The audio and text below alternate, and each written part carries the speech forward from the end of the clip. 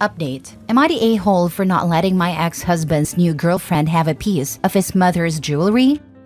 Original post. I, 40 female, and my ex, we'll call him Joe, 41 male, were high school sweethearts. Started dating when we were 17, married at 19, and divorced 20 years later. So going on 2 years now.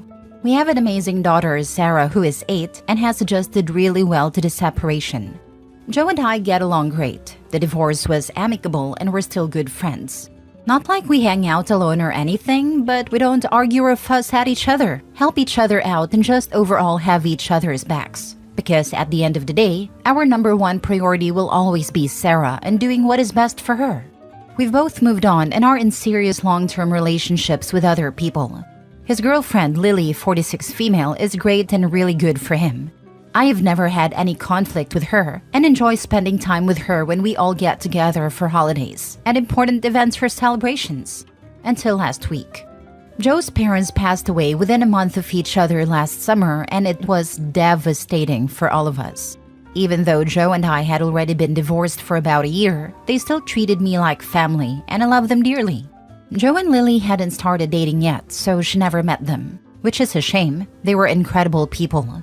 Long story to get to the point, but I feel like the background is important.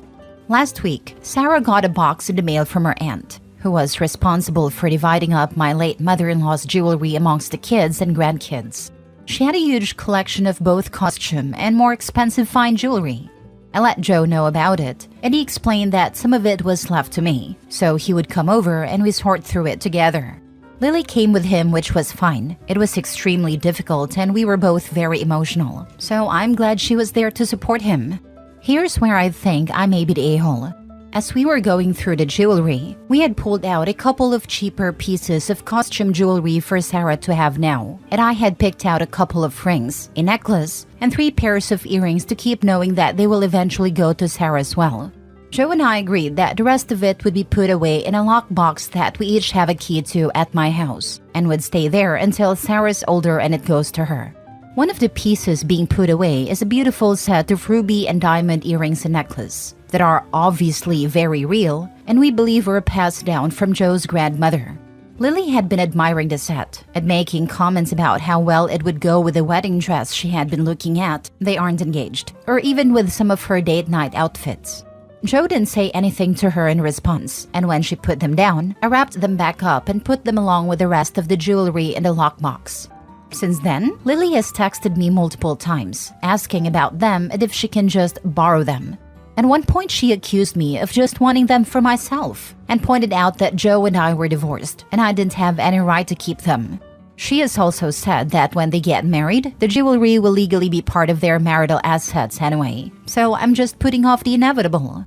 I'm not planning on wearing them. For my agreement with Joe, I'll wear the pieces I picked out and the rest will stay put away for Sarah. I have zero intention of taking any of it out, unless it's necessary, and even then, I'll let Joe know what's going on with it. Joe has been radio silent, and I haven't said anything because I don't want to cause any conflict that could have an impact on Sarah. So am I the a-hole for not giving in and letting Lily have some of the jewelry meant for my daughter? Not the a-hole. Jewelry handed down to your daughter from her grandmother never belonged to her father, so won't ever be part of the marital assets. The jewelry isn't even yours to give or lend. It's your daughter's now. I suggest that you put a note on the outside of the box stating that the contents of the box belong to Sarah and that she inherited the contents from her grandmother. If something unfortunate should happen, there is no doubt that the jewelry belongs to your daughter. If the girlfriend continues to harass you, I think you should forward a text/emails to your ex. I would also take photos of every piece of jewelry, from the costume to the real stuff, and make an itemized list of every single item. In fact, it might be a good idea to have both you and Joe sign a document referring to the attached photos and list, stipulating the jewelry belongs to Sarah and was a gift from her grandmother. Inheritances aren't usually part of the marital estate, and your kids and your ex-wife's things are definitely not part of a marital estate. Lily is greedy AF. The audacity that Lily's trying to pull this before she's even a fiancé. Like that wouldn't make it right, but still. I hope OP lets the ex know what he's got on his hands. She is a pushy thing, isn't she? It is a big red flag, and I hope your ex sees it as such. The greed is really disgusting. She's willing to steal from a child. I hope the ex takes note. Put the jewelry in a safe deposit box. Give a relative of yours the extra key. He may be persuaded by Lily to borrow it. It should go to your daughter. The nerve of Lily. Now for the update. So many of you asked for an update, so here it is really quick. I wrote this out yesterday and figured out that it was probably better to make a new post than edit the other one with it. So yeah, here's what's going on. Joe took an extended lunch yesterday and came by the house without Lily. I explained to him why I was reluctant to bring everything up, but I was tired of being harassed about the jewelry and that I feel strongly about it belonging to Sarah, not to either of us and certainly not to Lily. He agreed immediately and was shocked to find out that she had been asking about it, and then angry when I showed him the messages.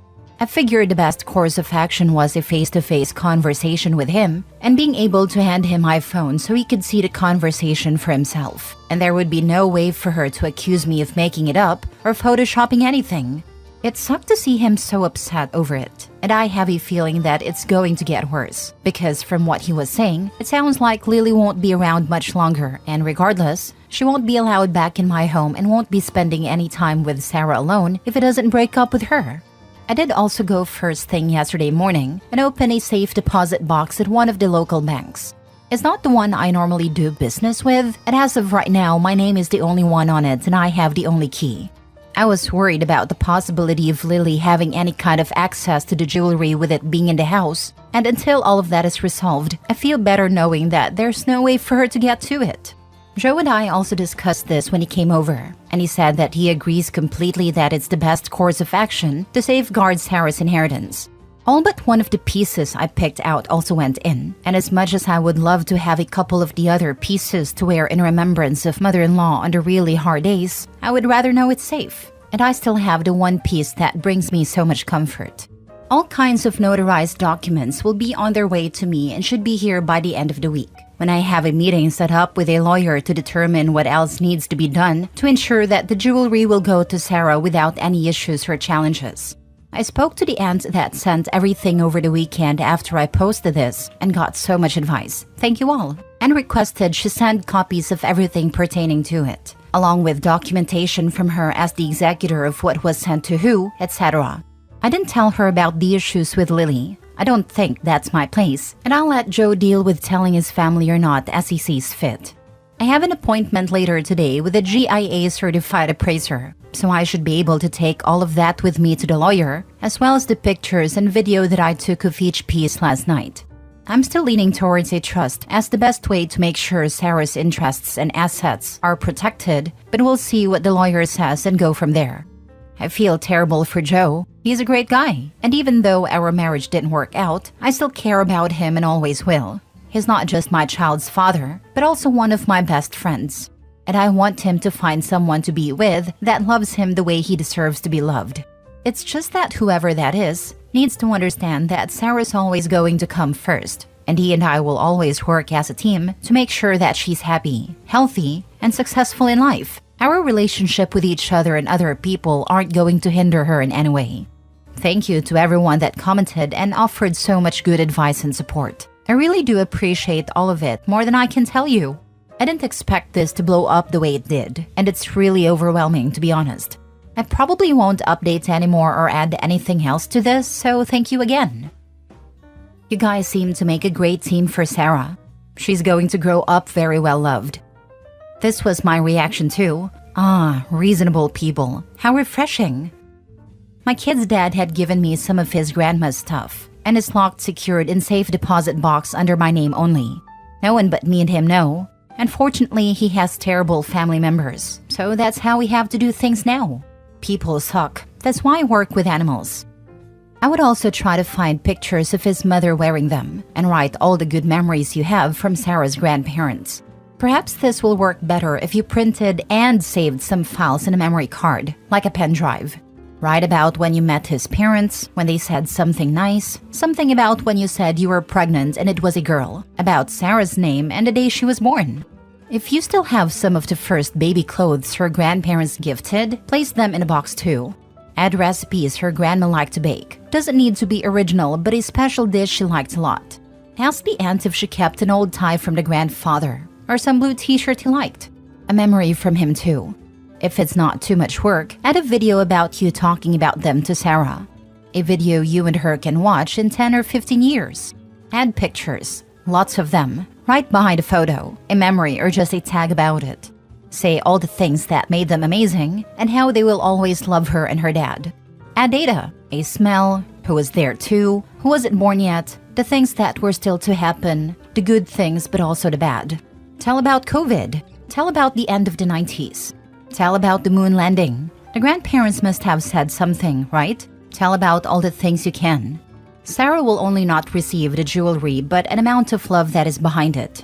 Her baby clothes, her grandfather's tie/shirt, the pictures, recipes, and your memories will bring a full impact that she's receiving much more than jewelry. Next story. Am I the a-hole for telling my parents they could be a part of my kids' lives if they gave me my inheritance? My grandparents passed away when I was very young. They left me an inheritance that would have paid for my education and helped me get started in life. If my parents had left it alone, I would be in a good place. My cousins and older sister are all debt-free and own their own homes. But my dad decided that he could do better than the account my grandfather left my money in. So I got $27,000 when I was old enough to get my money. That was about 10% of what everyone else got. My parents also lost a bunch of money that had been left to my mom. I have cut my parents out of my life. They were not invited to my wedding and they have not met my kids. My sister is child-free, so I have their only grandchildren. My parents want to be a part of their lives. I said that if they replaced my money with interest, I would forgive them and allow them to meet my kids. They say that I'm being ridiculous and that the amount of money I'm asking for would put a huge dent in their retirement fund. I asked them how much they would have if my idiot father didn't think he knew better than my grandfather. My sister thinks I'm being mean. I told her that she was welcome to give me her money if she didn't think it was affect her. She said she wasn't going to do that. I also suggested she go have a kid if she wants them to have grandchildren. Once again, that was not an option. It has been years, obviously, and I'm still angry that they stole my future just for my father's ego, to show he could turn a profit investing like my grandfather had. Am I the a-hole? Now for the top comments. A huge dent in their retirement fund means they have it, and they owe it to you. So it's not a dent, it's restitution. Not the a-hole. I'd be taking them to court over it. If they took OP's inheritance, then it would be theft, no? Doesn't sound like it was chump change either. You are a minor. Your parents were trustees of your inheritance. If they were not qualified to invest the money, they should have sought professional advice. You have to be monumentally irresponsible to lose 90%. Check your local laws. I think you are entitled to a full accounting from your parents. That is, they have to provide details of how they managed to lose 90%. I'm a suspicious person. How could they have lost 90% of your inheritance, but not your sisters and their own retirement money? I would also check if you are still able to sue them. Just tell them you are kind in not suing them and getting them embarrassed in public for their stupidity. Not the a-hole. You are too kind. I would have sued and placed a lien on their assets so that they cannot sell until you have been paid. My sister was old enough to get her inheritance. My mom did lose a bunch of her money too. Your sister was lucky. So your parents decided, instead of using all of their hard-earned money to invest in some extremely risky investments, they used your money to gamble? They should repay you with interests. Exactly. If they had any conscience, they would replace the money from their retirement fund. Why should they have a comfortable retirement whilst you're out of a lot of money? Last story. Am I the a-hole for not wanting to speak to my biological parents after they gave me up for adoption and are now trying to contact me on my 18th birthday? I, 18 female, was adopted when I was just a few months old. My adoptive parents have always been open with me about my adoption, and they've been nothing but loving and supportive my entire life. I never really had any interest in finding out who my biological parents were. To me, my adoptive parents are my real parents, and I've never felt like anything was missing. However, last month, just before my 18th birthday, I received a letter from my biological parents. In it, they explained how they were young and not ready to be parents when I was born. They said they'd always regretted giving me up, but believed it was the right decision at the time. They also wrote that they had been waiting for me to turn 18 to reach out, hoping I'd be ready to meet them and build a relationship. When I read the letter, I felt nothing but anger. I understand that they were young and scared, but it feels wrong that they now want to be a part of my life just because I'm an adult. Where were they all these years? It feels like they're trying to swoop in now that the hard part is over. My adoptive parents have been incredibly supportive. They said it's entirely up to me whether or not I want to meet my biological parents. They even offered to be there if I decide to meet them. But honestly, I don't want to. I feel like my life is complete as it is, and I don't owe them anything just because they're my biological parents. I told them in a letter that I'm not interested in meeting or having a relationship with them. They responded with another letter, saying they understood, but hoped I'd change my mind in the future. They even sent me a gift for my birthday, which I haven't opened because it feels weird to accept something from people I don't know. Now, some of my friends are saying I'm being too harsh. They think I should at least hear them out, because they might have changed and genuinely want to get to know me. They say I might regret it later if I cut them off completely. But I'm just not sure if I care enough to take that risk. Am I the a-hole for refusing to speak to my biological parents and potentially shutting the door on any future relationship with them? Not the a-hole because this situation is not of your choosing. They opened the door, you closed it. I can guarantee you that you can reopen that door anytime in the future if you change your mind. Thank you. The decision is 100% yours. They made a choice and so can you. Not the a-hole.